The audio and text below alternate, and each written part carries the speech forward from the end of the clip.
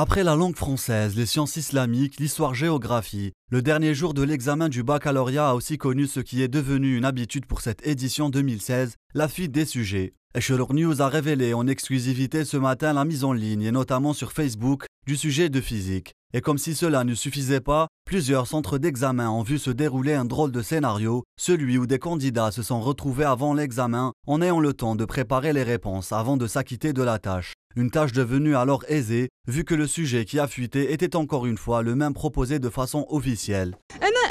Sans parler de ma fille, moi personnellement je vis très mal ce qui se passe. Nous sommes tous perturbés quand on se prépare une année durant et qu'on s'investisse corps et âme à une cause et qu'après autour de nous nous voyons toute cette agitation, les sujets qui sortent avant l'heure, nous sommes perdus et très perturbés.